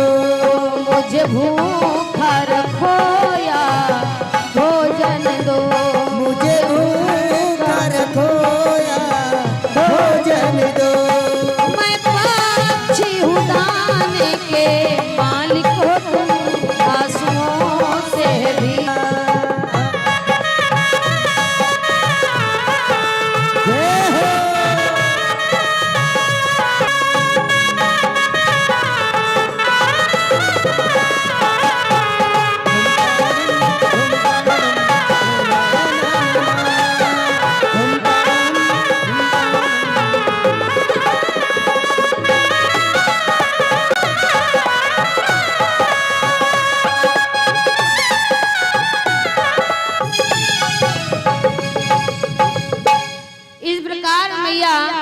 अहिल्या ने आज अपने जीवन को कृतार्थ कर लिया। भगवान ने दर्शन दे करके अहिल्या के जीवन को संवारा। आगे चल करके भगवान विश्वामित्र राम लखन पहुंचे हैं जनकपुर की पावन धरा में। और जैसे जनकपुर की पावन धरा में पहुंचे हैं, जनक जी ने देखा सुन पाया कि विश्वामित्र आए हैं, तो एक सुंदर सदन में रुका। सुंदर सदन में रोक दिया, बड़ी सुंदर व्यवस्था दी महाराज। बड़े प्रसन्न हुए राजा जनक। अब विश्वामित्र और राम लखन जब सुंदर जगह में रोके गए, बढ़िया सदन में, तो संध्या का टाइम आया। संध्या के टाइम में आज विश्वामित्र कहने लगे राम थोड़ा भजन कर लिया जाए। और जब भजन करने राम लखन को बैठाए, तो उसी बीच में राम ने गुरुदेव से कहा, क्योंकि जब भजन करने के लिए बैठ गए ना, तो राम जी रहे हैं 24 घंटे भजन भजन। अरे जनकपुरी पहली बार आया हूँ, थोड़ा जनकपुरी भी घूमना चाहिए। भजन में ही समय चला जाएगा, क्या फायदा होगा आकर। अब राम जी ने गुरुदेव से कहा, गुरुदेव आप तो भजन कर रहे हो, पर ये लखन का मन नहीं लग रहा है और ये हमसे कह रहा है। गुरुजी ने कहा क्या कह रहा है, घूम करके आए।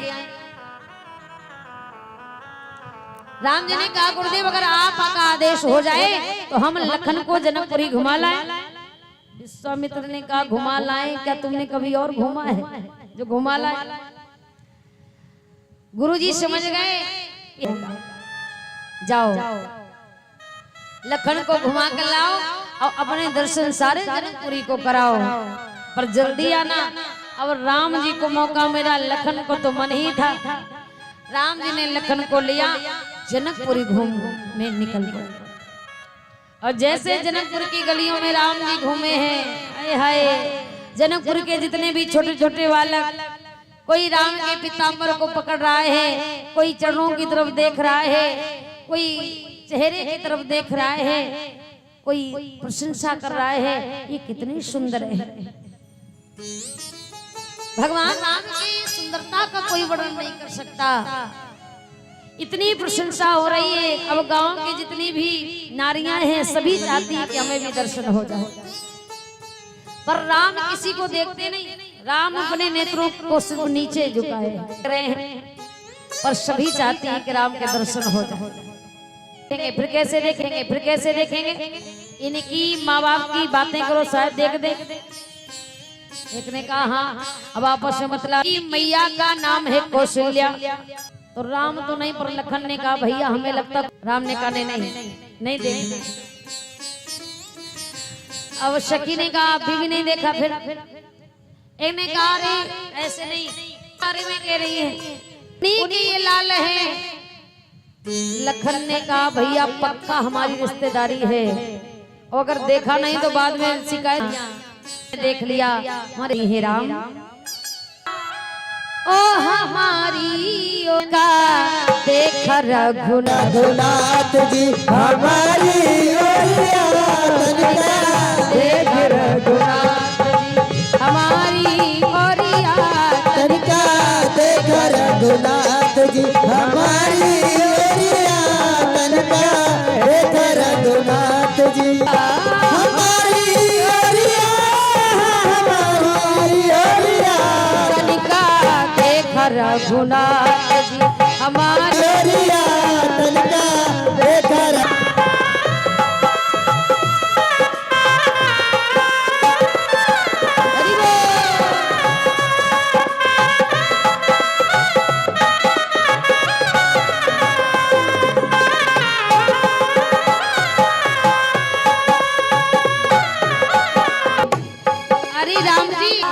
मिथिला में आए तू जादू चला मोहलिए में तनी सर गोरिया मोहलिए में मिथिला की सब गोरिया मोहलिया मिथिला की सर गोरिया तनिका देख रघुनाथ देख रघुनाथ जी हमारी ओरिया तनिका देख साधुनाथ जी।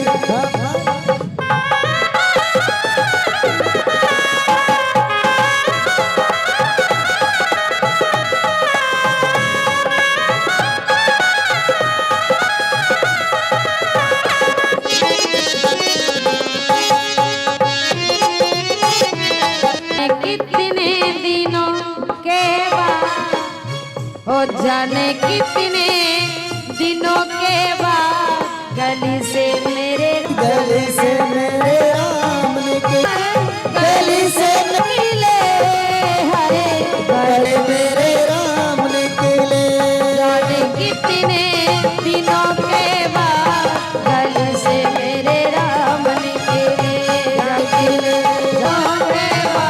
गली से मेरे राम निकले, जाने कितने दिनों के बाद गली से मेरे राम निकले।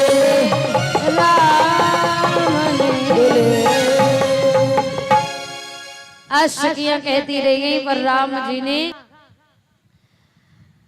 सने पर आप यहाँ के दामाद हो जाओगे ना तो जी भर करके देखो।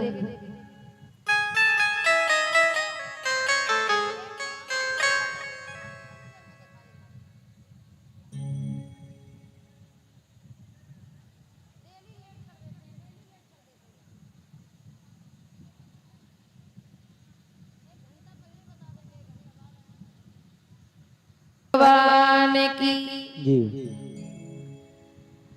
अब समय आने पर जब स्वयंवर की तैयारी हो गई सभी, और जैसा कि राजे महलों में एक शंकर जी का धनुष था, जिस धनुष को कोई तिलवर हिला नहीं सका, उस धनुष को मैया जानकी ने खेल ही खेल में उठा करके उसकी जगह बदल दी। और ये कौतुक जब राजा जनक ने देखा तो उसी क्षण राजा जनक ने अपनी जानकी का के लिए प्रण कर लिया कि जो भी वीर इस धनुष को तोड़ेगा वो मेरी जानकी से नाता जोड़ेंगे, जो भी वीर इस धनुष को तोड़ देगा। इसलिए कम ही छड़े में संध्या के समय में आज विश्वामित्र ने राम लखन को फूल बाग में फूल लाने के लिए भेजा। जनकपुरी की वो फूल बगिया थी, राजा जनक की ही थी, और उसी फूल बगिया में गिरजा मैया का मंदिर था। एक दिन पहले स्वयं पूजा करने के लिए आई, और इधर राम की पहली मुलाकात मैया जानकी से उसी फूल बाग में हुई। और जब राम ने जानकी को देखा, जानकी ने राम को देखा, तो आज जानकी मैया ने प्रण कर लिया कि विवाह करूंगी इन्हीं के साथ। और नेत्रों में उनकी छवि को बसा करके मैया गिरजा से वरदान मांगा, हे माँ, मैंने बचपन से आज तक तुम्हारी पूजा की है, कुछ नहीं मांगा, पर आज मांग रही हूँ कि अगर उस धनुष को कोई तोड़े, पहली बात तो कोई तोड़े ना पाए, और अगर कोई तोड़े तो जिनको मैंने अभी देखा है बस वही इस धनुष को तोड़ पाए, वरना कोई धनुष को तिल भर उठा ना सके। मैया गिरजा ने वरदान दिया, उसको कोई तिल भर नहीं तोड़ सकेगा। करके मैया जानकी आज पहुंची है को सखियां जो फुलबाग में मिली वो भी देखना चाहती थी, पर राम जी को देखा नहीं, पर वो देख करके इतनी खुश मैया जानकी भी यही सोच रही है कि अब इनके सिवा ये नेत्र किसी को ना देखे। भगवान से कहती, प्यारे इतनी सुंदर आपकी छवि है, इसे कैसे अपने हृदय में बसा लूं, कहाँ रख लूं, समझ में नहीं आता है। कि नैनो ये हिया मोरा तड़, इन नैनों में राखूं तो ये हिया मोरा तड़े तो ये नयन बरसे, हाय कवन विधि से, और तोहे राखूं मैं सजनमा कवन विधि से, हाय कवन विधि से। कौन विधि से मैं अपने अंदर में रख लूं, हे विधाता। आशा करके मैया जानकी अपने घर के लिए अपने गुरुदेव के पास आते हैं, विश्राम करते हैं। रात के सवेरा जैसे होता है स्वयंवर तैयार हो जाता है। स्वयंवर में जितने भी वीर योद्धा आए, दीप दीप के भूपत नाना आए, प्रण हम कर जो ठाना, एक नहीं अनेक आए, देवता नहीं राक्षसी मानव का भेष बनाए, सब अपने बल को आजमाए, लेकिन कोई धनुष को तोड़ ना पाए। और जब एक एक करके धनुष नहीं टूटा तो बाबा लिख रहे हैं गोस्वामी तुलसीदास जी महाराज, रामचरितमानस बड़ा सुंदर भाव कि भूप से दसे कही बारा, भूप से कही बारा, लगे उठावन डरहि नटारा, लगे उठावन कही बारा, भूप डरहि नटारा, लगे उठावन डरहि नटारा, लगे उठावन डरहि नटारा, लगे उठावन डरहि नटारा। जब एक एक करके नहीं टूटा धनुष, तब लिख रहे हैं कि भूप सहेस 10 कई बार, यानी 10,000 राजाओं ने एक ही बार में बल अजमाया, और रावण ने भी बल को अजमाया पर धनुष नहीं तोड़ पाया। तब राजा जनक को लगा कि शायद मेरा जो प्रण है ये गलत है। आज मैं समझ गया कि इन पुरखों के बर में कोई तासीर नहीं है, ये पृथ्वी वीरों से विहीन इस धनुष को तोड़ सके। और जैसे ललकार करके राजा जनक ने कहा कि उठो तजऊ आस निज निज ग्रह जाओ, लिखा न विधि बहदेहि विवाहो। चले जाओ, जितने भी आए हो सब अपने अपने धाम वापस लौट जाओ, क्योंकि मैं समझ गया कि अब विधाता ने ये विवाह नहीं, इतना बड़ा प्रण नहीं करता। पुरखों के वर में वो तासीर नहीं है, तो सब तो ये बात सुनते रहे। अब कुछ लोग चले भी गए। हेलो लखन ने तो लखन से बर्दाश्त नहीं हुई। क्यों? क्योंकि जहां हमारे राम जैसे भैया हो वहां पुरखों की वर में तासीर ना हो। लखन ने कहा जना, क्या कहा जना, फिर से कहना। और कहा तो कहा, दोबारा कहना नहीं। इस जगह पर लखन ने मर्यादा नहीं देखी। जनक को जनक, लखन ने क्या कहा जनक, एक बार फिर से कह दो। लखन ने कहा जनक तुम्हें मालूम नहीं है कि बोले फितना महाघात कि पुरखों के बरताशीरे नहीं। और क्या कहा जनक, फिर से बोलो, पृथ्वी पर कोई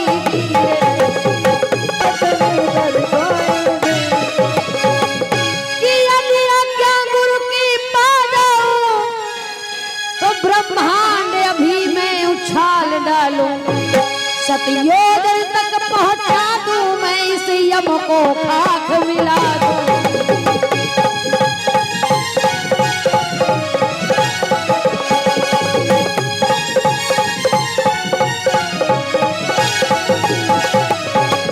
जैसे कहा जनक से, लखन ने क्या कहा, इस धनुष को नहीं कोई तोड़ने वाला। अरे आज्ञा गुरु की पा जाओ, ब्रह्मांड हिला डालो। ये धनुष की बात करते हो? 100 योजन पहुंचा दूं, यम को खाक मिला दूं। आपको पता नहीं है, या हमारे राम जैसे भैया बैठे हैं, मर्यादा से बंधा हो, और मालूम नहीं है वीर की बात करते हो। और जैसे लखन ने ललकार करके आज जनक से ये बात कही, तो जनक इस बात से नाराज नहीं हुए। क्यों? क्योंकि समझ गए जनक कि हमारी बात का अगर किसी ने जवाब दिया है तो इसका मतलब है कि यहाँ कोई ऐसा बैठा है जो इस धनुष को तोड़ सकेगा। उठो राम भंजो भो चापा मेटो तात जनक परितापा। राम उसी समय उठे हैं, धनुष के पास पहुंचे, और पहुंच करके महाराज अपने गुरुदेव जी का स्मरण किया। गुरु ही प्रणाम मन ही मन कीना, अति लाघव उठाए धनु लीना। भगवान ने गुरु को प्रणाम करके, कौन से गुरु को प्रणाम किया? को किया वशिष्ठ। अब धनुष को उठाया, ये सबने देखा, चढ़ाया, ये सबने देखा, और टूटा कब ये कोई देख नहीं पाया। क्योंकि बाबा लिख रहे हैं कि लेत चढ़ावत खींचत गाढ़े, कहू न लखा देख सबड़ा। लेत चढ़ावत खींचत गाढ़े, कहू न लखा देख सबड़ा। हो न लखा देख सब ठाड़े रे कई चंद गाड़े राम राम सिया राम सिया राम सिया राम राम सिया राम सिया राम सिया राम। उसी समय भगवान राम ने धनुष के 2 टुकड़े कर दिए। इसके बाद में आज राजा जनक ने उसी समय अपनी बेटी कल्लू पंकज जानकी को कल्लू पंकज बुलाया जाओ सिटी चौराहा आने का कष्ट करें। और बुला करके आज रंगभूमि में शिया पगधारी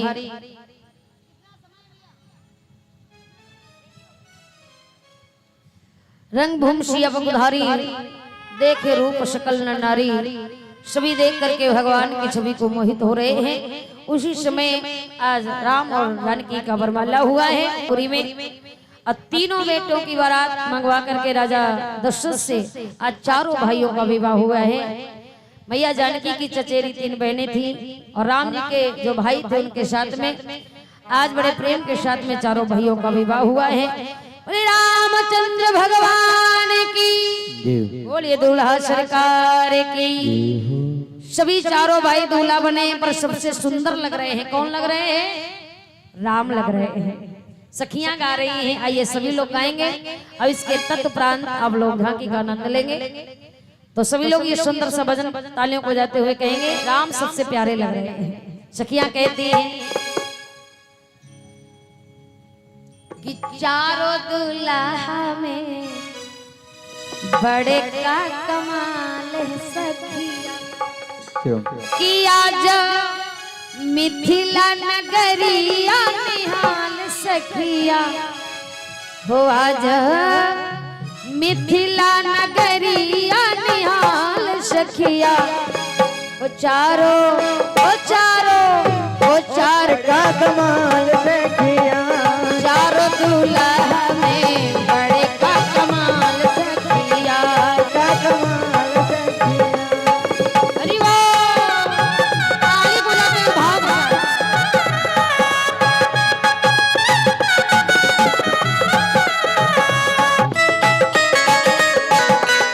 जय हो श्याम श्याम गान गान दिया जहान है देखवान से ने कान से खवाना कान है देखवान सुने कान से खवाना कान है।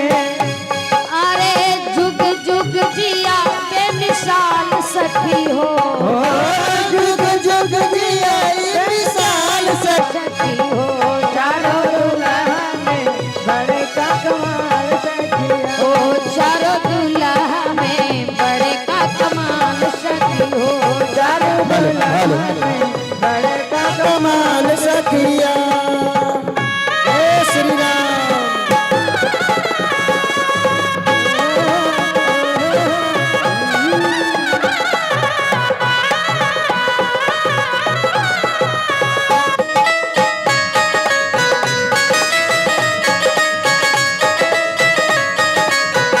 आज मगन धरतिया गगन मगन आज मगन भरतिया गगन मगन आज मगन धरतिया गगन मगन आज मगन भरतमली सूरतिया देख देख दुहला की सावरी सूरतिया देख देख दुल्हा की सावली सूरतिया जुग जुग जिया बेमिसाल सखी हो जुग जुग जिया मिसाल सखी हो लाल लाल चंदन उनके भाल सखी हो लाल लाल चंदन काले बाल सखी हो। जय हो हरि बोल।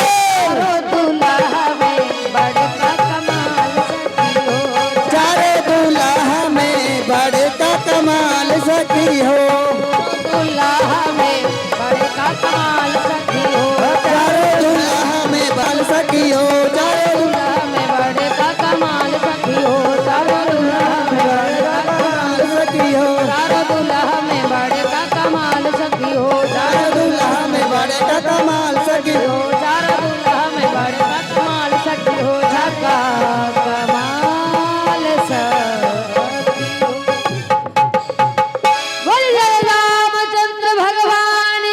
जय हो। बोले श्री रामचंद्र भगवान की जय हो। जय जय।